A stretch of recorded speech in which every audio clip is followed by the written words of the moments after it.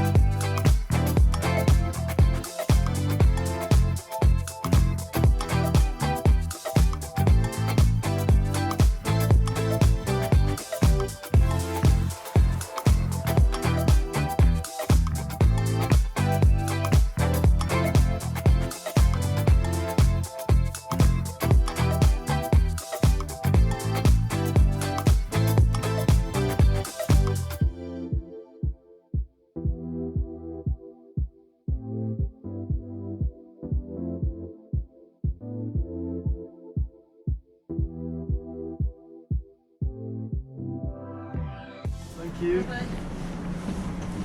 Thanks a lot. Thank you.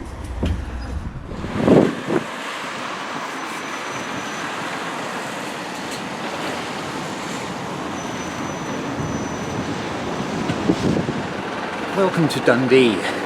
Ember arrived right on time. I really like Ember, it's actually a good service, good environmentally friendly service. Okay, food mission number one here in Dundee, Dundee Cake. This is going to be easy in comparison with Aberdeen, which is going to be an absolute nightmare, and I'll explain why when we get there. I've got an hour and a half here, which I think is probably too much because I know exactly what shop I'm going to, but let's get moving anyway.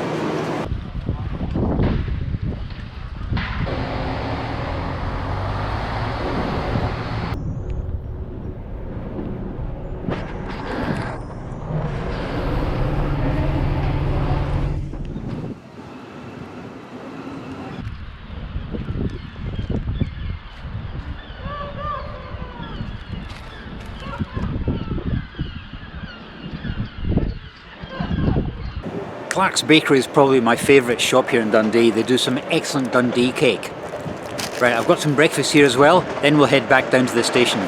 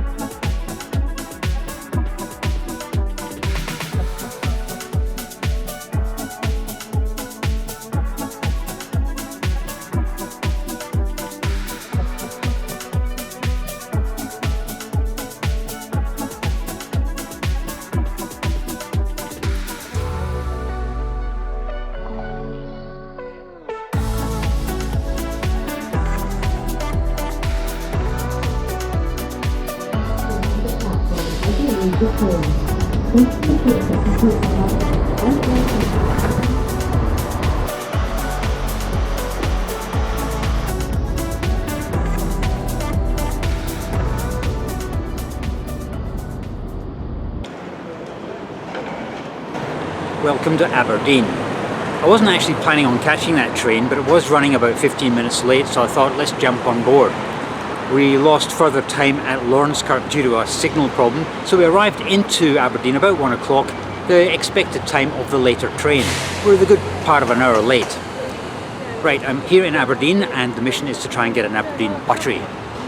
Now I've been here before and I failed miserably. I went to one place which was a baker's shop, they didn't do Aberdeen Butteries, and the second place I'd never heard of them.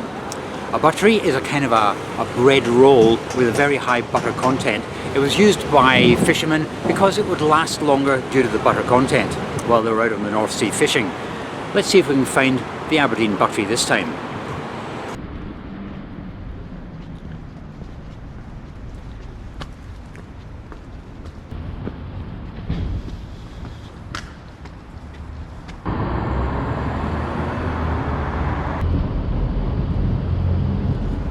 Well, the first place we're going to is called the Bread Maker, which in itself sounds promising because a buttery is a type of bread roll. We're going to find out in approximately 2 minutes.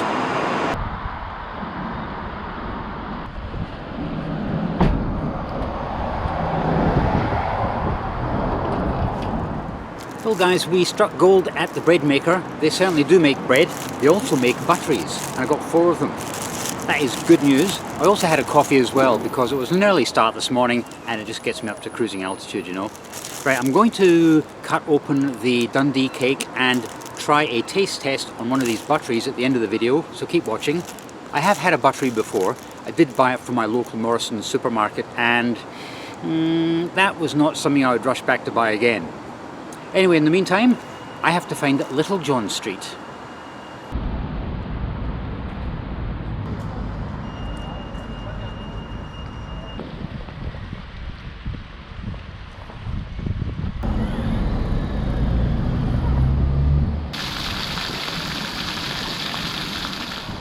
Aberdeen's an amazing place, and it's got an amazing accent as well. It's Doric. If you've never heard of Doric, you have to come to Aberdeen before you die just to hear this once. It's brilliant. Years ago I used to work with a very lovely Aberdonian lady, and we had a sales meeting and there was a woman up from England and she was totally unprepared for what she was in for. And at the end of the meeting she said, "Excuse me, I hope you don't mind me asking, but what country are you from?" And she said, "I'm nae fae a foreign country, I'm fae Aberdeen." Oh, the police are checking up on me because that was pretty...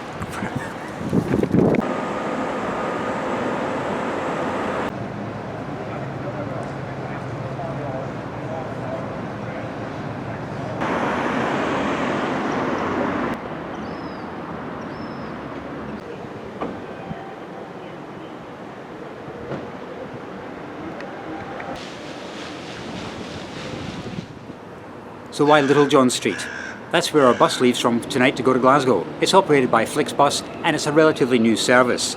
And in fact, thinking of the number of train strikes we're having at the moment, it's probably pretty useful having extra capacity on the Aberdeen-Glasgow route. If you live in Scotland and you have an NEC card, you can use it on board by just jumping on board, or you can go onto the Flixbus website and book a seat in advance. I'm just jumping on board tonight.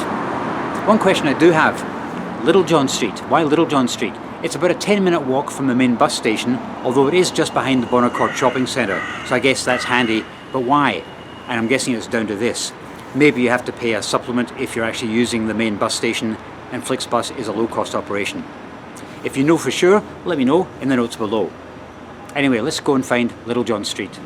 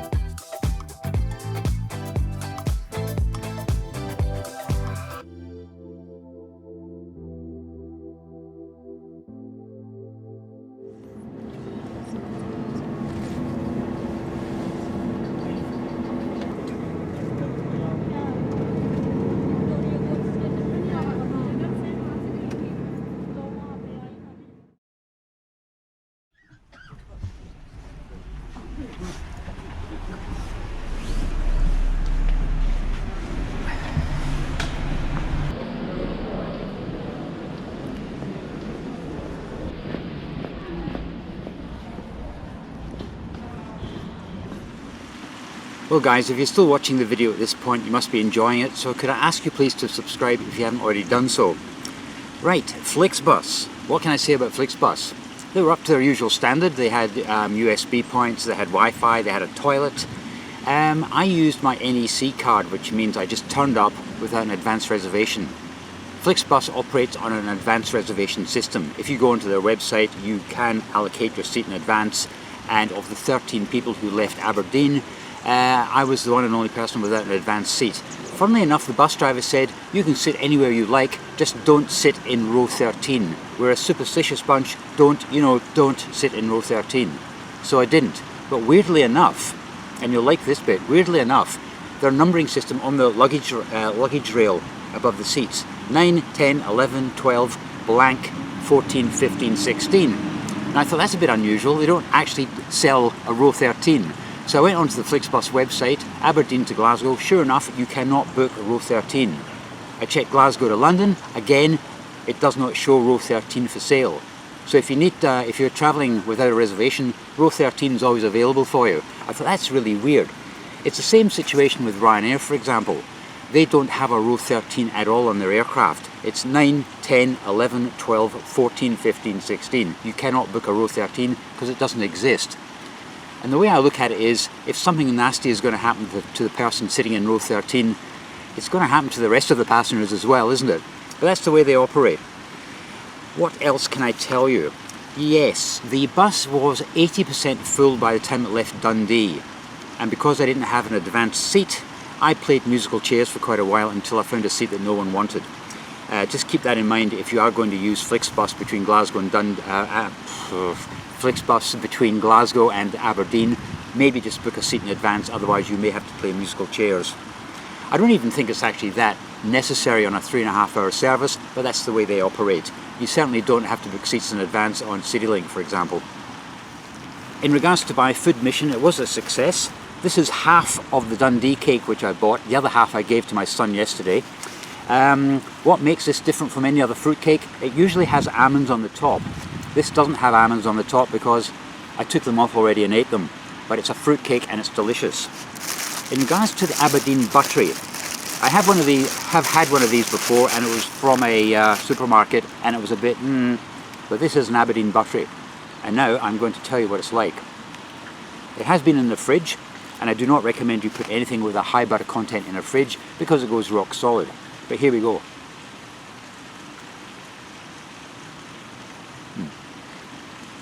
That's more like it. First thing you taste is the butter, then the salt. They're the preservatives in butteries, and that's why they were handy with fishermen.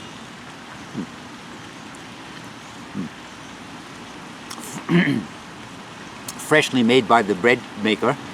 I would definitely eat these again. I wouldn't try the supermarket versions because they're a bit, I think they have preservatives in them. Anyway guys, thanks very much for watching this little excursion up to the northeast of Scotland. Always appreciate your support, and I'll see you next time. There's a plane taking off. Looks like Logan Air.